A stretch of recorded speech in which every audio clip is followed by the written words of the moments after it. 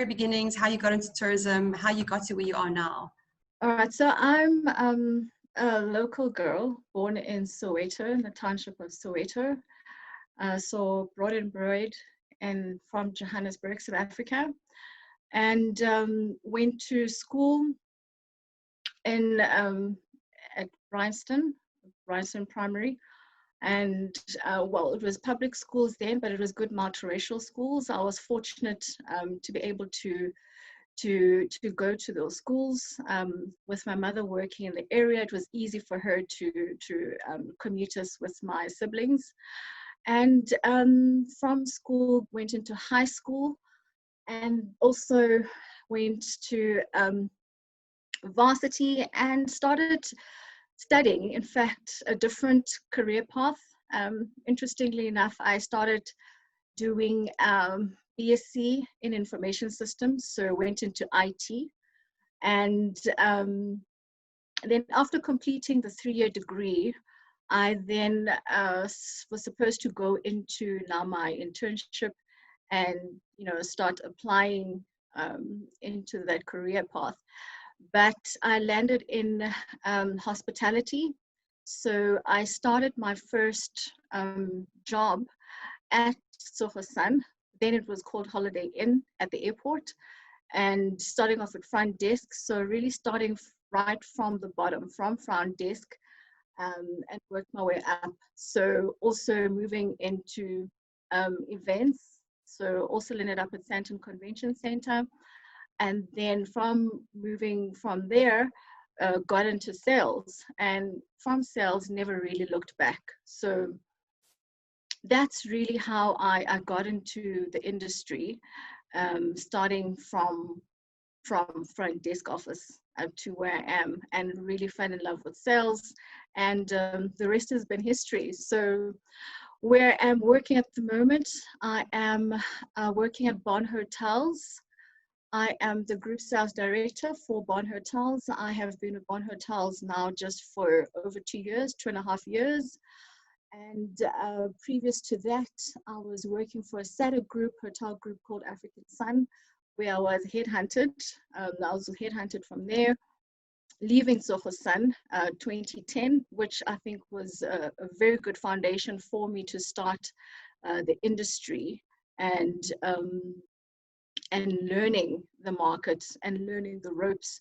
It was a really good training for me to start my career there. So that has been an exciting experience and exposure as well. So that's where I started and landed up to where I am now. Sure, wow, what a journey, hey? I feel like I've interviewed quite a few women, and most of the women I speak to, they don't really start out. They start out in a totally different career path, and it sort of happens where tourism and hospitality sort of snags you on the side, which is super interesting. Just on your journey, I mean, just looking at how you've moved across brands, what advice do you have, not just for women, I guess listeners in general, what advice do you have for those who are trying to, especially now during COVID, what advice do you have for them to, I don't know, really get themselves out there and, basically just build some experience and upskill? What sort of tips and tricks can you offer? Well, now I think during lockdown has been the perfect opportunity to sort of upskill ourselves. There's been quite a few online courses. I know there are tourism bodies that have also offered some short-term online courses. I think also one of them is from SA Tourism, where you could do a short certificate. So just to qualify also there. And so I think it's really important for you to equip yourself, look at opportunities where you can learn and participate in the industry associations. We know that the local associations have been very active, in the provinces, and leading up to the national bodies as well. So I think it's very critical for you to equip yourself with that information that is readily available. So very important to also keep connected with the industry news. You've got to be informed. You've got to know what is happening and how you can seize opportunity, because even if, you know, a lot of us have been working from home, there have been quite a lot of webinars which have taken place, you know, driving the industry, preparing the industry, and discussing recovery plans for the industry and tourism. So it was very critical for us to participate with that and to stay informed, so that we are ready when the we come out of lockdown and our businesses start to operate. We are ready to take up our bookings from the clients. And on that note, in the hospitality industry, what is it starting to look like, and what will it look like in the next few months, even looking towards the end of next year? Look, I think we still have a long way to go. There is a long road to the recovery of the industry. But we, you know, for us, I think we remain very optimistic. As tourism people, we are very passionate, and we are fighters, and you know, we fight for what we believe in, and this is the industry that we have dedicated our lives for over the years. A lot of us have been involved in the industry from a very early age, so I think recovery is starting with business travelers opening up. And now recently, the good news with the announcement over the weekend with interprovincial travel opening up for leisure. So that is, at least it will start opening up the opportunity for lodges which had been closed throughout lockdown.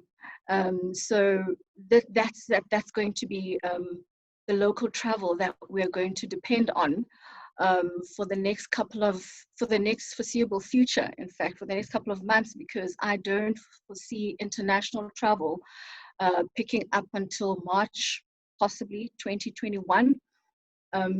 We are, in fact, still hoping that the international borders open up quicker. But right now, our focus is local tourism and domestic. And as soon as the borders open up, we're looking at regional business as well. So I think there is still a long road ahead of us, but there is definitely light now at the end of the tunnel.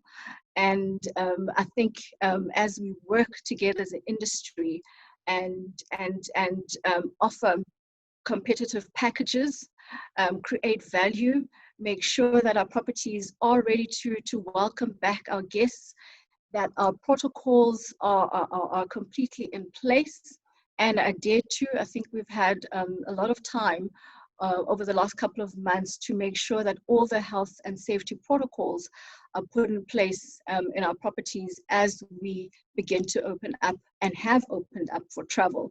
So the safety of our guests is very important, and obviously the safety of our staff as well. That's very important. So that's a big priority for us, and we have even made sure ourselves as bond hotels that we are certified by WTTC to have their stamp of approval that we have qualified with all protocols that have been put in place, and we have adhered to all of them. And obviously with World Health Organization as well, we have looked into those and implemented those protocols, and we've even created our own, working obviously with TBCSA to make sure that we are in line and approved by all tourism authorities in that regard. Folks are still in a very dark place, especially women business owners and the small fish. Generally, what advice can you give to those who are still feeling quite low and are struggling at the moment, you know, mentally and with everything else? What advice or tips can you offer? I think we are very tenacious people, and we've got to keep positive. You know, I think at this time, a lot of our colleagues and some of our family members have been affected by, you know, this lockdown and the closing of our businesses. So it becomes very difficult, you know, when you have somebody that has lost their job, somebody that has lost their business that they've built with their hands, or, you know, for all their lives and invested in. So I think what we have to do is focus on recovery. I think recovery is very important for us right now, and how we do it and what strategies we apply to recover right now is the time that we need to adapt. I think adapting right now is very important because, you know, in the times that we're living in right now, the COVID times, things have changed so much and we need to adapt. So we need to move on to the new normal and seize opportunity with that. So I think it's very important for us to make sure that we are focused and we stay together, not divided, because, you know, the more that we are divided and fighting amongst each other as an industry, that's when we don't get support from our government, because I think government plays a very important role in our recovery plan, and that's where we need the support. We need support from government, because even with us, with our properties right now during lockdown, we were dependent on some government business to get to be used as quarantine sites. So, you know, again, we needed Department of Health, we needed Department of Public Works, and we did Department of Tourism to work together to partner with them, obviously, to provide accommodation during this time. So it's just to seize the opportunity where there is an opportunity for you to provide services in the public space sector, use it. Where you get an opportunity to render services in the private sector, we need to use it. So I think it's very important to always stay informed and use your networks, use the platforms, because, you know, these online platforms and social media platforms have become so powerful in this time where we're not able to meet face to face. We've relied on these online platforms. We've relied on digital media. You know, the digital space has just really blown up for us. You know, some people were not really exposed to that. You know, we weren't exposed to even having these meetings online. We weren't using a lot of Zoom meetings because we were so used to having the one-on-one sessions personally, you know, personal contact, touch, and meeting each other, networking and hugging. You know, we're very passionate people. I think we're people that are, you know, want to feel and touch and, you know, bond with each other. So I think that will really help in you, you know, sustaining your business and bringing back livelihood in the industry, bringing back livelihood in our communities, which have been also affected tremendously because, you know, there was a lot of international tourists that contributed to our GDP, which we know tourism contributes, you know, 8.6 indirectly to our GDP. So that's a huge contribution to the economy. And so that's why we need to support each other in this time and the communities that have been affected. You know, even with us where we are involved in the Kruger area, where we've got a lodge at Shishingeni, there is a daycare center which we support called Komati Port Care, which then goes into funding that is given to that center. And we get those funds from the international guests that we get. So we need to rebuild all of those channels again. So now that international is no longer there, how do we continue to support those communities? How do we continue to support those daycares? And it's now back home. So now we are relying on our local people, on our local communities to give back to their own. So this is when we need to stand together and be united and fight for the recovery of this industry. What is the one thing that you hope everyone learns in the industry, local industry? What is this one thing that you hope they've all learned from this COVID experience? Sure. geez, I think there is quite a lot that we have learned in this very short period of time. It feels like it's been forever. The past 4 months, being confined in your homes, being confined to not traveling. We've learned to appreciate life. One of the things that one has been very fortunate being in the tourism industry is the exposure and traveling the world. So one has been able to travel abroad, learn different cultures, have different experience, have connections, interact with international markets, which is something that you never thought you'd possibly do. When you grow up, just to go back a step back to your upbringing as a Black child, you never think that you'll travel the world one time. And tourism has made it possible. Tourism has made it possible for me to broaden my scope, to be exposed to countries and cultures which I never thought I would be, which really opens up your mind. So I think one has learned is not to limit and restrict yourself. At this time where we have been confined to lockdown, we had to find other ways in keeping in touch with each other as a team, internally, as a company, as an organization, and keeping in touch with our clients. Instead of meeting them personally, we'd have to communicate with them online. So we had to change our communication strategy. We had to change our sales strategy. We had to, upskill our marketing and PR. So what we have learned in this time is that there's always room for improvement. There's always room for change.